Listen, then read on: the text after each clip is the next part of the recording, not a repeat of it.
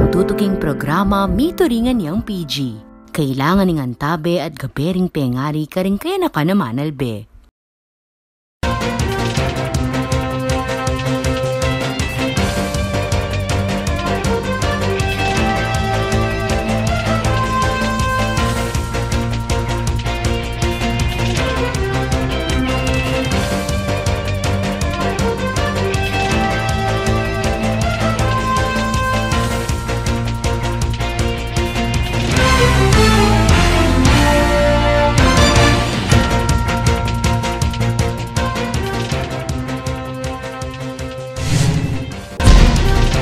Ayaw pa oras kabalen. Kayan tamay mabilog a puwersa ning One Media TV 44 Pampanga, babiela rin makapanaon at lokal istoryang dapat sumabalo, kapamilataning garantisado, kumpleto ampong balansing informasyon. Orene pura yung balitang may kalap ngayong Miyerkules, September 20, 2023. Yako po ibeni ginto at iti in News Force Pampanga. Makatutok ya kanuing Commission on Elections o COMELEC king social media accounts dareng kandidato king barangay at sangguniang kabataan elections. Bilang patune, 4 kanong kandidato king BSK king Mabalacat ay makatanggap show cause order di Kilketi. Ay ni-report ng Patricia Mamangon. Pagkanakaning opisyal ng Commission on Elections o COMELEC Region 3 na maging rang social media accounts na rin kakandidato mamonitor ng ahensya. King schedule of activities sa sinadya ng COMELEC, bawal ing nanumang klase ng pamangampanya manibat August 28 hanggang October 18, 2023 at rengaldo bayong mismong alalan o ing October 29 hanggang October 30, 2023. Apulong aldo ing binyeng panahon ng ahensya para king mismong pamangampanya dareng kakandidato. Iti manibat October 19 hanggang October 23, 2023. Agpangkang Attorney Joey Macam ing magsilbing tubod ning COMELEC Region 3 king gerapan ng News at Use Media Forum ning Pampanga Press Club king Park In by Radisson Clark. Tuturing yang premature campaigning nung ing individual amigpasa ng Certificate of Candidacy king COMELEC. Balaw siya pamuring mag-post king kayang social media platforms kareng miyayaliwang accomplishments o kaya naman plataforma. Kaya rakalan kano kareng ikit dang lalabagketi reng kakandidato para sangguniang kabataan. Ang COMELEC naman po, extensively minomonitor po no, yung mga social media accounts. No? Actually, sa Mabalacat, ilan ba? 4 ba yun? 4 po yata. No, yung pinadala na ng show cause order dahil hindi po tinake down yung kanilang mga social media account, including Facebook, pati po mga TikTok. Actually, yung mga nasa Facebook po, TikTok, karamihan po dito SK. So, minomonitor po yan strictly. Agpangkang Attorney Macam at tatalakad mo namang election officer king Syudad Mabalacat atin kanong 4 a kandidato ing misam pula ng tanggap show cause order dikil kareng post king Facebook kampong TikTok. So, kung halimbawa po tayo, may nakita po tayo na mga existing pa na mga social media account ng mga kandidato no, na nagpo-post po sila regularly, ina-update po natin yan. Pwede po natin na i-report po yan dito po sa Task Force EPAL. Pwede pong i-report sa Office of the Election Officer. Para po kami na po ang gagawa ng aksyon para po kasuhan yung mga yan. Nung sakali na mga ting reklamo kareng kandidato, malyaryang isumbong iti king anti-EPAL Task Force ning COMELEC o dumiretso kareng Local Election Office king munisipyo. Ako po, Patricia Mamangon para king News Force Pampanga. Balitang tutuking balen, susuyo. Alina Lacano, malyaring isumiti bilang requirement reng stock photos kipamag-rehistrong SIM card ang pangking NTC. Bagkus, mandatory na ing live selfies. Ay report ng Patricia Mamangon. Mandatory na kareng mobile users na kailangan ning live selfies bayo mi-aproba ning karelang application para king pamagparehistrong SIM card. Iti impepasyag ning National Telecommunications Commission o NTC at ning Department of Information and Communications Technology o DICT king gagawang hearing ning Senate Finance Subcommittee king panukalang pondo a 8.7 billion pesos ning DICT para king tutuking banwa. Agpangking NTC, pepalwalyating memorandum order amano obliga kareng telco na iyabayeng live selfies bilang requirement king SIM registration. Base king memo, nalamalyari reng stock photos bilang requirement king SIM registration. Inumpisa na muna man ning NTC ing flagging system ning nukarin dapat nang i-report ning telco reng individual a magparehistrong migit 5 SIM cards at reng negosyo at aliwa pa ang magparehistrong migit 100 a SIM card. Reng mobile user na etutugma reng impormasyon king identification document, posible lang marap king immediate hearing o pansamantalang deactivation ning karelang account. Ako po, Patricia Mamangon para king News Force, Pampanga. Balitang tutuking balen, susuyo. Agbang king Cybercrime Investigation and Coordinating Center, kakaduwayeng Pilipinas karempe kamata sa kaso ning online sexual abuse at exploitation. Ay ning balita ng Patricia Mamangon. Papangadwaya ing Pilipinas king mabilo gayato ating pekamata sa kaso ning online sexual abuse at exploitation of children o OSAEC. King budget hearing king Senado, sinabi ng Cybercrime Investigation and Coordinating Center o CICC Deputy Executive Director ASEC Mary Rose Magsaysay na kakadwayeng bansa karas-kareng ating mata sa kaso ning OSAEC katukining India amani muna keti. Uli ka nung kakadwayeng bansa, karasking online sexual abuse kareng anak, mga intuliran ka nung lalawan da katamo reng aliwang bansa, antimong unethical, karasking pamangamit internet. May bigla naman ni Senator Sherwin Gatchalian na number 2 tamo, karasking OSAEC, sumangid ning developing nation ne kano ing Pilipinas. Inamin na naman ning DICT Secretary Ivan Jan Uy na metong kareng sangkan ing kakaluluwan king bansa at kakulangan gamit bang apasik na nga ning cybersecurity at ato kalaring online predators. Dagdag na pang magsaysay na kinilala ning United Nations ing Pilipinas bilang hotbed o pugad ning online scamming aanti mo sasalikot kanu kareng pogo. Ako po, Patricia Mamangon para king News Force, Pampanga. Balitang tutuking balen, susuyo. Atin pa mga paling balita, aking pamagbalik ng News Force, Pampanga.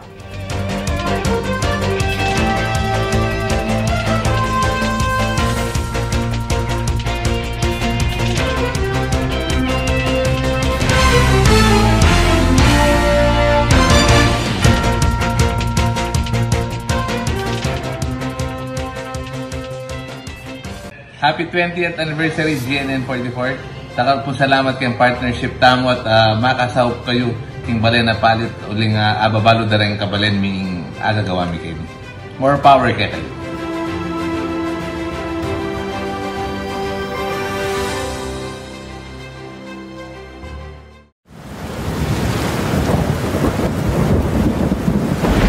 Kabalen ngening mamanuran, kailangan tamong pane makasadya. Oreti rin kailangan tamo ngening kauran. Isadya lareng emergency light. Mas masanting nung atin tamong emergency light a fully charged. Bang atin tamong agamit asulu nung sakaling matda ing kuryente. Isadya naman ing debateryang radyo. Maulagang atin tamong transistor radio a debaterya. Bang manatili tamong ating impormasyon, iba't kareng miki upaya. King makanining paralan, panetamong updated at ligtas king posibleng peligro. I-save yan naman ning hotline number ning Spelapco, king numerong 045-961-2727.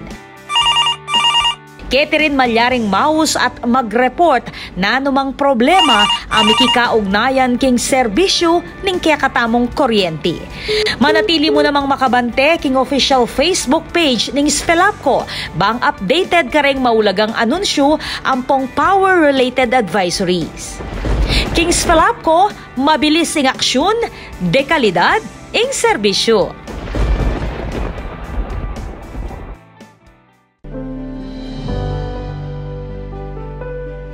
Pa, malapit na po ba tayo? Malapit na tayo, nak.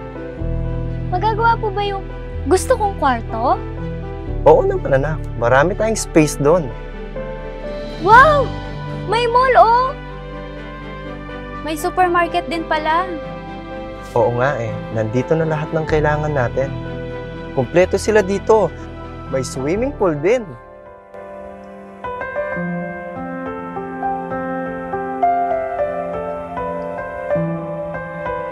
Daddy, I'm proud of you. Hindi ko rin naman ito magagawa mag-isa eh. We're home na pala!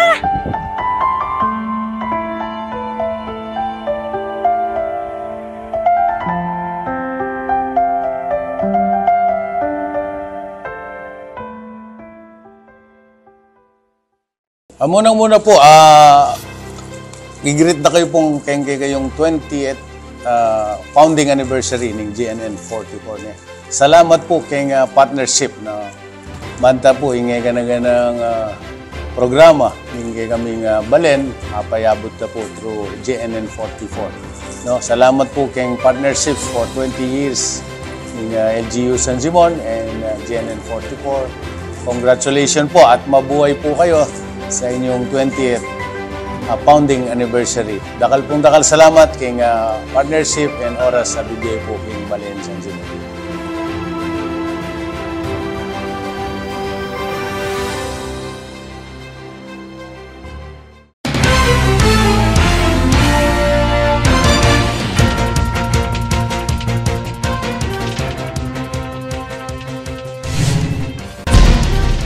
Dili pa rin balitang dapat tamong tutukan. Meto nga programa ng Department of Health o DOH sa Bike Fair ing sinuporta ng lokal na gobyerno ing siyudad Mabalacat. Ay ning balita ng Acel Fernando. Banpasik na nga ng Health Promotion Framework Strategy o HPFS, may kisan metong yaing Mabalacat City Government king programa ng Department of Health as sikad pagpadyak tungo sa Healthy Pampanga. Amega na pinyang milaba sa September 16. King may sabing aktibidad, may pakit ding pamanggamit bisikleta bilang transportasyon. Ametong paralan para king masanting healthy lifestyle. Layo ning bike fair ni ing pamanukiking Universal Healthcare Law at lalam na niti ing pamanagkat king lokal na gobyerno ban pasiknangan ing HPFS at iprioridading diet and exercise. Banaiwasan ing non-communicable diseases kalupa ning sakit king puso, stroke, cancer, chronic lung diseases at aliwa pa. Kapamilatan na mo rin ing pamagdaon na ini, ing pamamye kabaluan karing siklista, dikil karing batas trapiko. Agpag ka Mabalacat City Mayor Crisostomo Garbo, metong niya kanong sangkaniti ban magiyang bike-friendly ing syudad. Pepasyag na mo rin Garbo na plano rang manalakad bike station king miaaliwang lugal king syudad nung no rin magsilbilang painawareng siklista at malyari la mo rin makapag-park nung kasiran lareng karelang bisikleta. Ako po, Acel Fernando, para kay News Force, Pampanga. Balitang tutuking Balen, susuyo.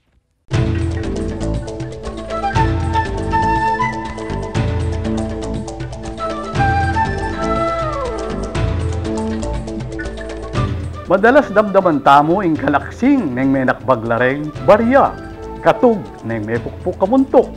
Pero ken trivia tamo ngayon Aldo, abalo mo na ano yung gustong amano para kareng tulog gareti. Neng mumuran, duldul mo'y maralas tamong sasabyan. Pero neng kikidlat at inya naman palang tunog na keng amano tamo aksing ingawos. Ing kalansing abe, iya mo pala para kareng barya, nunya kareng pikakatus abakal, kalupa kareng mitutud a espada. King siglada reng barya, lakwas deng pakakabit keng bulsa, kaling ing termino abe. makalangkang naman kareng masiglang bakal apakatali kareng aso. Potang daramdaman mo ning kay nge dareng bitis pauli dareng dakalataong sabe-sabe lalakat. Iti ingaman wang kubog, kabang kurug ingkeng kabayo. Ning masikan kang gulisak sabyandang makaklak ewari. Uling ing amano pala para king masikan agulasyo, yapining kakla.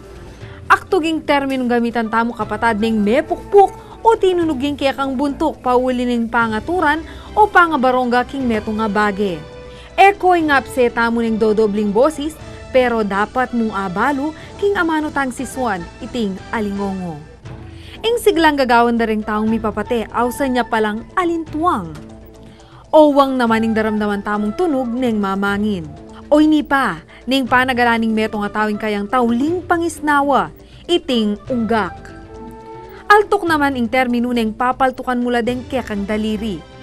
At pot ang magkasang baril, ing damdaman mong tunog keting amanwan tamo altok. Aminang taman o ali kabalen.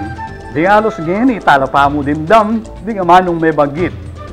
Pero nung laganas talang gagamitan, nalaman ni Bayo, big kailakan.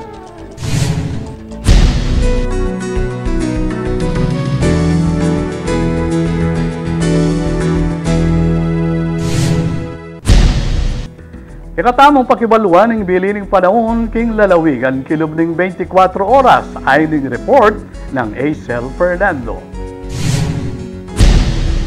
Asahan ning mapaling panahon ngayon aldaw king miyayaliwang lugal king Luzon.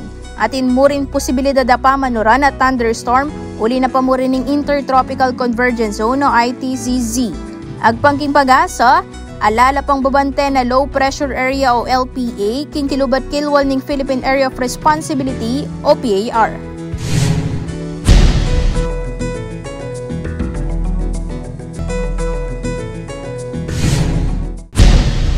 Kabalen maging parti kaking pamagbalita kay Tiking News Force Pampanga.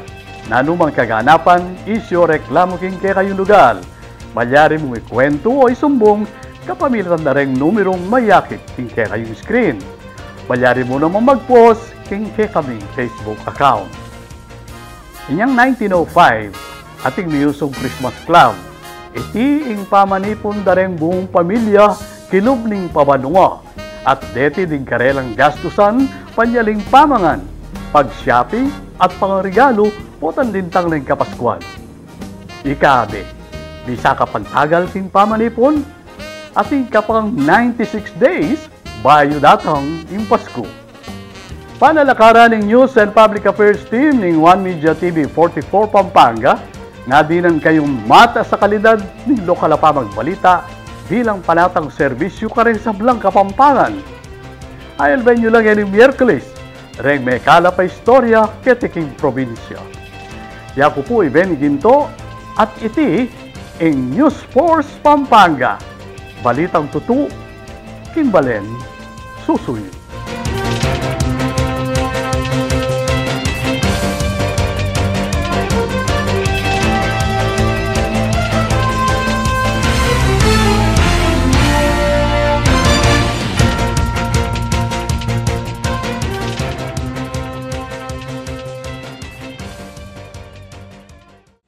Kay GNN, happy 20th anniversary po. Sana po dakal pang anniversary ing datang kay katamo. At pagsilbihan tala rin kay katamo pong kabalen. Mabuhay po kayo.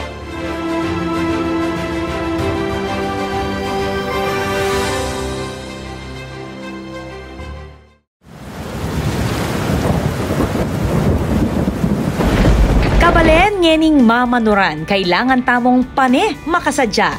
Oreti rin kailangan tamo, ngening kauran. Isadya la ring emergency light.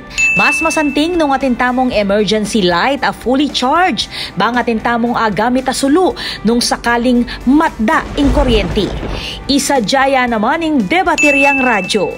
Maulagang atin tamong transistor radio a debaterya. Bang manatili tamong ating impormasyon, ibat kareng Miki Upaya. King makanining paralan, paneta mong updated at ligtas king posibleng peligro. I-save yan naman ning hotline number ning Spelapco, king numerong 045-961-2727. Catherine Malyaring Maus at mag-report na anumang problema ang mikikaugnayan king serbisyo ning kakatamong kuryente. Manatili mo namang makabante king official Facebook page ning Spelapco bang updated ka ring maulagang anunsyo ampong power-related advisories. King Spelapco, mabilis ing aksyon, dekalidad ing serbisyo. Maligayang pagbati sa One Media TV 44 para sa dalawang dekadang pagsiservisyo sa publiko. Kilala ang One Media TV 44 bilang istasyon sa Pampanga na naghahatid ng mga makatotohanan at panahong balita sa mga Kapampangan. Naway lumawig po ang inyong istasyon nang sa ganun ay marami pa po kayong matulungan na kagaya po namin. Umasa rin po kayo na ang One Media TV 44, ang aming suporta ay laging nasa inyo. Maraming salamat po sa alagang Madir, kayo laging very dear.